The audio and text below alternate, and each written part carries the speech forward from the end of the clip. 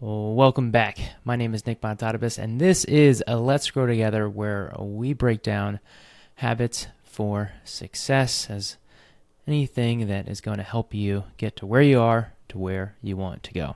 And today's specifically diving deeper into morning routines, nightly routines, those integral habits that play a massive role into achieving the goals that we want to accomplish. And if you listen to the last episode, I talked a little bit about goals, and we're going to kind of build off of last episode. And so before I get into that, one thing I wanted to kind of just introduce is that these things that I'm going to talk about today are not just from me. Hey, Nick, sharing your things. You're so smart and successful, blah, blah, blah, blah. None of that for me is relevant, whether what I've achieved or what I have not achieved. These are things from people much smarter and much more successful than myself. And through my own personal development journey, I discovered that a lot of these high-performing individuals were talking about these same things over and over and over again. And so when you start to see that all of these people that have been successful are doing the same things, you start to think, okay, well, this is what I need to do. And that was my exact experience. And so all I did was do what people told me to do that were more successful than myself. And then I was able to achieve the success that I have achieved today. And so through that, I've been able to really dive deep. And one of the fundamental things that people talk about constantly is around habits. The most successful people in the world have habits that they stick to, that they are disciplined to and regimented so that they can achieve their desired goals and continue to grow and improve and become the best versions of themselves. And so I wanted to talk about some of the key elements in regards to creating a habit, as well as what are the different pieces that are really going to help. And what you're going to find in this is that it's not going to take a ton of time. It's going to come down to how much time you have and then making time for these activities, whatever that may be. But there are plenty of things that you can do that takes 5-10 minutes, just putting your time into these resources and these habits that can make the world of difference. And so what are some of the activities of success that are talked about, discussed again and again and again and again? One of the number one things, and I touched on this in the last episode as well, is just your physical health. I mean, we all know that your physical health is important, yet so many people don't prioritize their physical health and their well-being, and they let other things become a higher priority.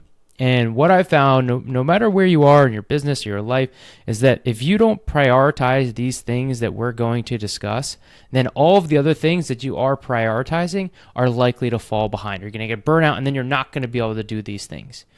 So whether you've got, a family, whether you've got a business that you're running, when you focus on yourself, the rest of the things fall into place. The rest of the things will be so much better for you when you really focus on yourself first. And one of the things, if you've heard the analogy before, when you're on an airplane, you got to put your oxygen mask on first. And that's where these habits come into play. Your mental health, your physical health, things that we're going to talk about today, these are and must be priorities in your life. And when you start to prioritize them and put them at the highest level, you put them first, everything else will follow. So, physical health and the importance of that. I know everyone's got different time for workout schedules, and depending on where you are in your own physical fitness journey, I think a lot of times when people start or try to create new habits, they make it really difficult by trying to do too much in the beginning. I've been working out since, I guess if you count high school, having to do workouts for sports. But I really like to kind of consider my time where I actually started going to the gym that wasn't sport related in college. And so at this point, that was, 2009, 2010. So it's been, 14, 15 years of this consistent activities of doing, working out, exercise. And so it takes time to get to this level. And again, depending on where you're at, but we have to start small. If you've ever read the book Atomic Habits, right, I love Atomic Habits. I talk about it all the time. It's one of my top recommended books for creating these small habits, because when we can do the little habits, it just compounds into creating these bigger habits that then lead to the desired outcomes and goals that we want to achieve. And so when it comes to just getting your physical health in order, it may start as just going for a walk 10 minutes a day. Depending on where you're at, those little things, even if it's like 4 times a week, but we got to do something that's getting us moving our body. The science is there that when you move your body, you feel better. Your body feels better. Your mind feels better. It just is, the science is there. And often we know it. And the thing is, when you are doing these things, regardless of what the goals are, let's say you got a weight loss goal, when you're doing these activities, you know that you're pushing towards a bigger goal, and it makes you feel better mentally. And so the physical and the mental, and I'm going to talk about the mental too, but they go hand in hand.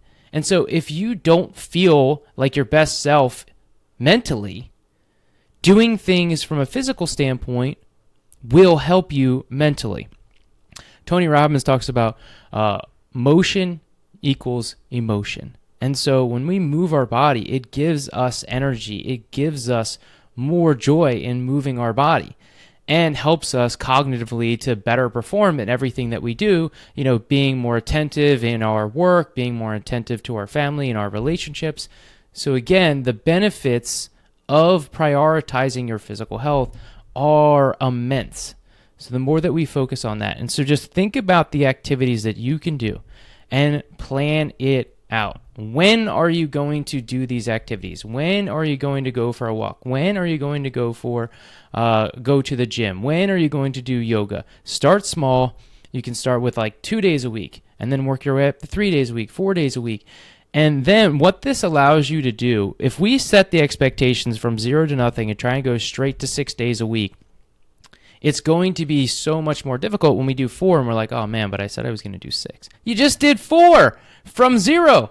That's amazing. Great work, right? And so much of being able to create these consistent habits come from how we feel mentally about the accomplishments. And so if we are defeating ourselves when we do 4 because our goal was 6, well, that's not serving us. So really think about, hey, what are the activities that I can do and achieve on a regular, consistent basis? And then once you lock that in, create those habits, then you can add more. You can increase time, right? But when we start small, it makes a massive difference. Now, for me personally, I love working out in the morning. I like doing a lot of my top habits super early in the morning. I get up at 5 a.m.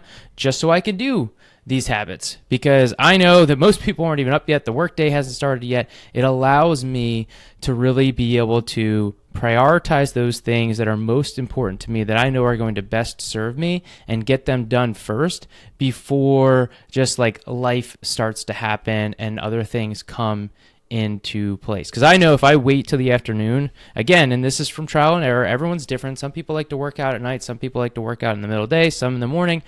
I like the morning. I like to get it done because I have less motivation at the end of the day. And when I work out in the morning, I already feel like I've won the day. And, it'll be, I get done, usually I go to the gym around 6, or I got yoga class at 6. So by 7:15, I'm already back at my apartment feeling amazing, feeling ready to just conquer the day.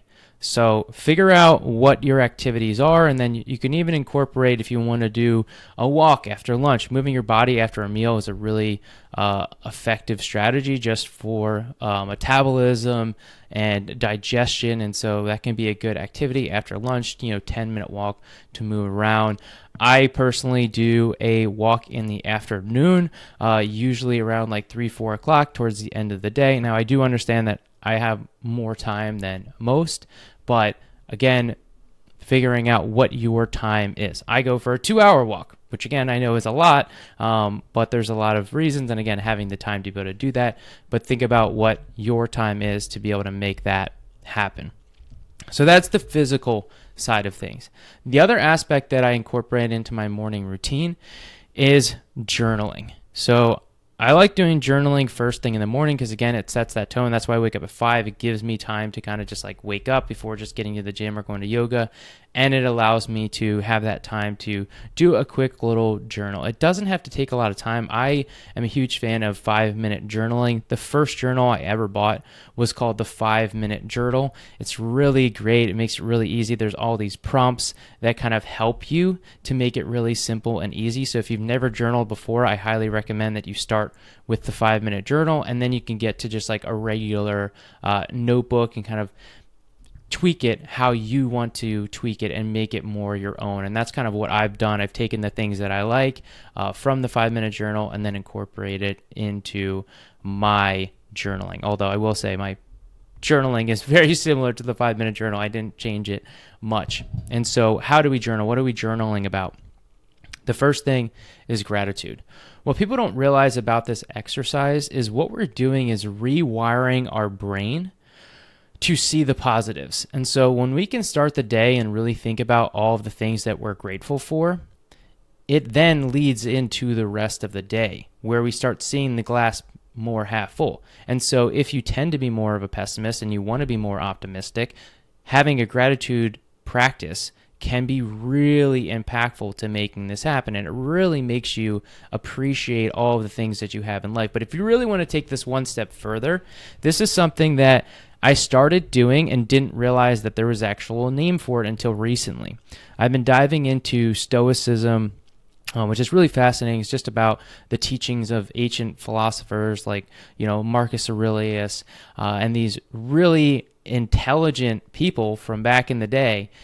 And when you hear the stories, you realize that most personal development was born back right in ancient Rome.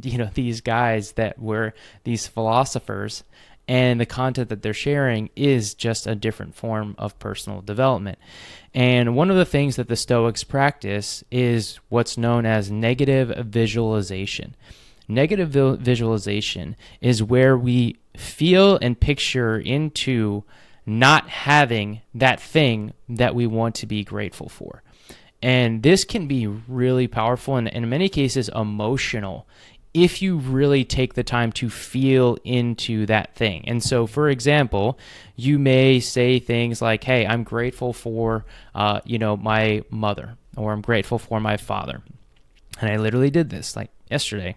And I felt into, with the knowing of this inevitable future, assuming that nothing happens to me, that my parents will pass before me. And I do not look forward to that day at all. And even just thinking about it and talking about it right now is making me feel emotional. I can feel my eyes watering up, just the thought of it, because when we feel into that, no longer having these people in our lives that have played such a huge role, and knowing that that day will come makes me appreciate them so much more.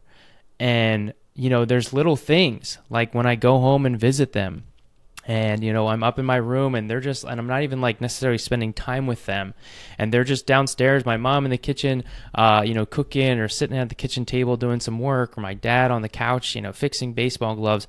One day I'm going to wish that I was back in that moment, having those things, being in that space, having that time with them.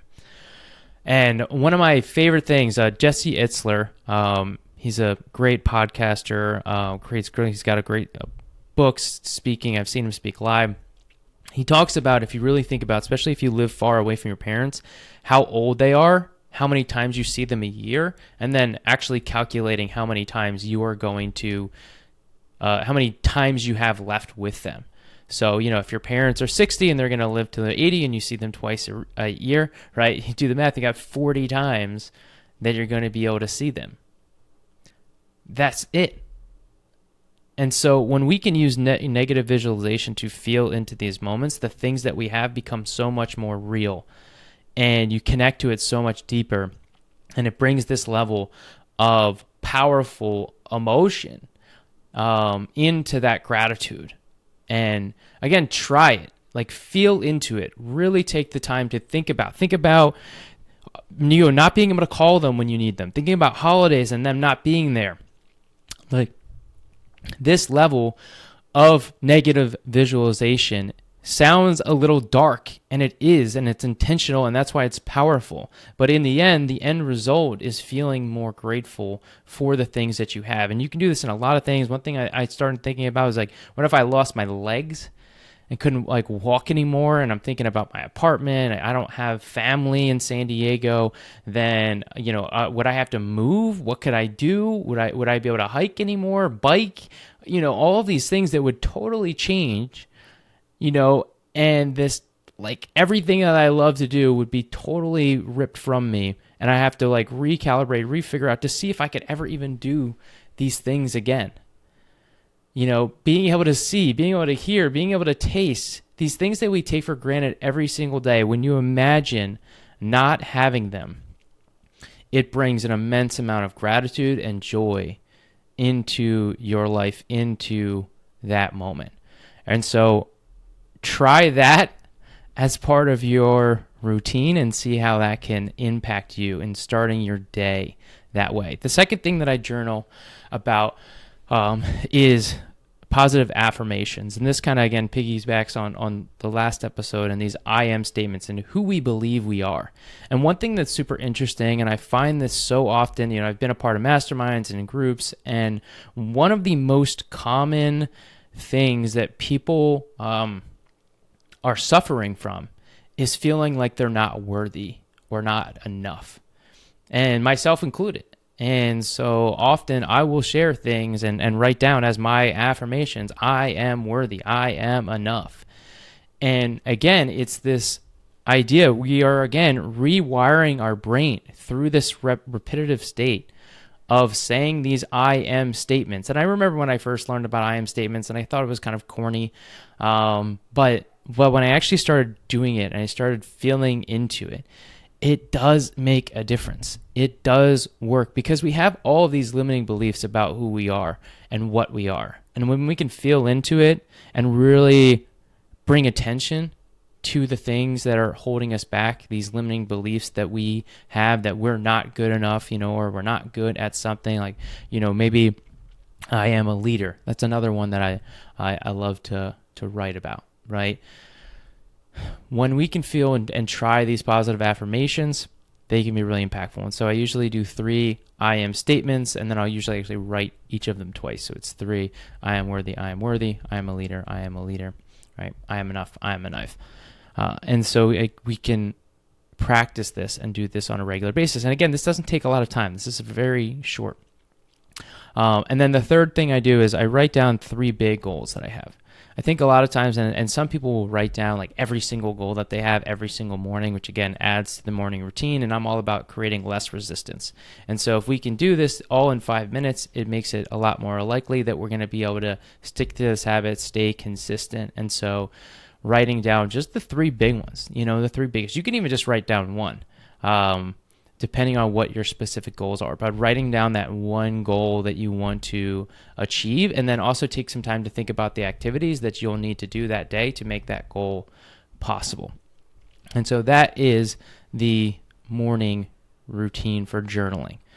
One of the other things that I like to incorporate into my day that I found to be really impactful, and this again continues onto this mental health category, is some form of meditation.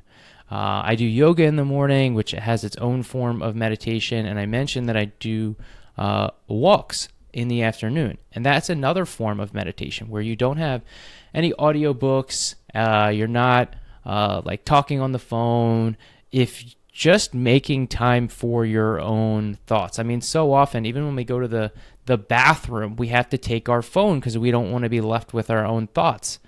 We've got to attack. That sounds a little aggressive, but we need to make sure that we are feeling into our thoughts and making time for our thoughts. And a lot of times, right, traditional meditation involves you just sitting there and not thinking about anything, which has a lot of benefits too. It's something that I'm working to bring more into my routine. But the thing that is really important is that, again, we're just making time for our own thoughts. A lot of times, like, I'll go in the car when I'm driving and I won't have any music or audiobooks or podcasts because I'm using that time for my own thoughts to just like think about things, because I found that to be very productive. Now, many cases, that thought process of what we're having is so negative that people don't want to think about it. And so that's why they're going on social media. They're listening to things that are distracting them because they don't like their own thoughts in their head. And so it's really important that we're mindful about the thoughts that we're having, because those are the most important conversations. Those are the most important things, the conversations that we have in our head. If you wouldn't say what you're saying to yourself to somebody else, then it's time to rethink about the things that we are thinking about. So be very cognitive. The more that you become aware of these negative thoughts and feeling into them and being like, oh, wait, is that true? It's one of my favorite questions to ask, right? The quality of your life is determined by the quality of the questions you ask. Asking good questions. Is this true? That can really help to recalibrate those negative thoughts. And then finding evidence to support the positive thoughts. And that can really help to switch that, right? There's an old wise tale, old story about, two wolves, one that's negative and one that's positive. It's like, hey, which one is which one's bigger? And it's the one that you feed, right? So keep that in mind, whichever one you're feeding. If you continue to do positive, you say nice things about yourself, support yourself, that's going to have such a greater impact on your growth, your overall joy and happiness throughout your day, and helping you perform at a higher level, because so much of our, again, headspace is going to help us to perform outward. It affects our relationships, it affects our business, how we're showing up with our clients, the people that we work with, the people that we see on a regular basis. When we're in a good space, we project a positive energy, a good space to everyone we do. And in turn, it brings positive things back into our life as well. So that becomes really powerful, making that time to really just think, which leads to another habit here too, which is more of a nightly habit. A nightly habit that continues to the journaling, right? So we did the morning journal. I like to have a nightly journal, which is simply just reflecting on the day. What are some things that happen? Sometimes I just like to say good things. Sometimes I like to give myself a message that, I want to hear. And so I find myself in my nightly reflection sometimes motivating myself. And what this does, this really sets you up for the next day. Taking that time to reflect about how your day went and ways that you can improve, and thinking about some of the good things as well. We're starting the day with positivity. We're ending the day with positivity. These things can be really impactful, especially because after the day that we've had, it can really be tough during that time. So that's kind of like the morning routine and the nightly routine. Now, one thing I wanted to add before we wrap up here is making time for consistent learning. I am a huge proponent of growth and knowledge, and being in this state of knowledge, right, of just growing and learning. And when we make time for this, it is impactful. And again, it could be about anything that you want to learn about. It doesn't always have to be something that's a goal that's like aligned with like something you want to achieve. It could be something that you enjoy. It doesn't necessarily need to be always an audio book about personal development. It can be about anything, as long as you're learning things. And so when we think about time for this, the reason why I love Audible is because it allows you to input learning into so many things of your day. So for example, just last night, I was doing the dishes and I put on an audiobook. And so this is known, and this is in Atomic Habits actually, is known as habit pairing, where you pair something that you basically always do with some positive activity that you want to do. Another one is getting into the car, right? When I get into the car, more often than not, I'm listening to an audiobook, and so now I've paired driving with an audiobook. When I go for my walk, that's usually long, I usually make time to do some audiobook. So I spend the first half just with my own thoughts, and then sometimes the second half I'll do an audiobook. So I mix it up, but most of the time I like to actually do that walk with majority of my walk with just my own thoughts. But then there's other times too, when I go to the gym, I always do a 10-minute walk in the morning before my stretch. And so that time I use to listen to an audiobook also. It's just in this constant state of trying to learn and making time for these things. And so what's nice about what I'm talking about here is that you don't need to make time. You already have that time. You're doing it while you're doing something that you already have to do. So think about where in your life you can incorporate learning. Another thing that you could do too, I like to incorporate some physical reading as well. I just got a Kindle, which I was excited about. At the same time, a little disappointed because I've always wanted to build this library, so I've bought a lot of books, but now I'm going digital. But I love the Kindle. It's really cool. And I've been reading at night. And so that becomes part of my nightly routine. After I do my nightly reflection, I will read a little bit, sometimes maybe 10 minutes, 30 minutes, sometimes an hour, depending on, how much time or, when I started my nightly routine. Now, I say that too is because if you want to increase these habits, it has to start with when you are planning out these activities. I mentioned, right, I'm up at 5 a.m. every day so that I can incorporate these habits. I start my nightly routine actually at 7. I start to wind down, right? Because at that point, I've already eaten dinner, so sometimes then I do the dishes, get ready for bed so that I can be starting like my reading and journaling potentially at 8, so then I'm in bed by 8:30, or I can read for the whole hour and go till 9.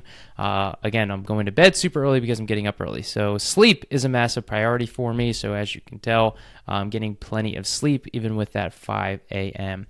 wake up.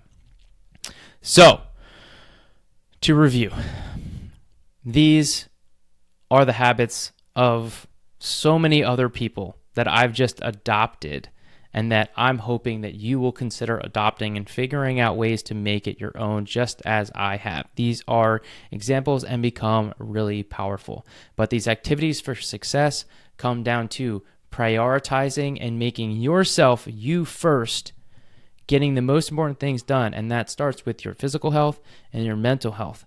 Those two things become so empowering. And that will, again, those two things will go into all these other areas, from financial to your career, all these other areas that you want to improve in your life. If you do the mental and physical, the rest will fall right into place.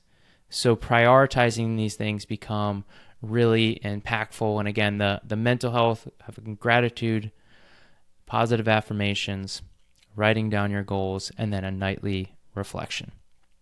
But a lot of our planning starts with the night before. Make sure that you have intentions when you go to sleep to wake up and to crush your goals. Because often when we wake up, our bed is super warm and cozy, and we're like, do I really want to get out of bed right now? If we know, hey, I'm getting up and I'm doing this, and we set that intention the night before, a lot of times we will pop right up.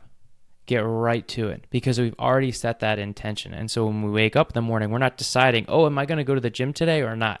It's already in the plan. It's already in the calendar. We just wake up and we go. And the less decisions we have around these types of things and making it where it is, in fact, a habit where we don't have to think about it, right? That's the key element of a habit, where you don't even have to think about it. And so that's how a lot of times we have negative habits, is because we're not even realizing that we're doing it. So often we have to be cognizant of those negative habits that are happening so that we can address them and then replace them with positive habits. So plan out your day the night before. Add these activities into your routines. I hope this helps. And remember, let's keep growing together.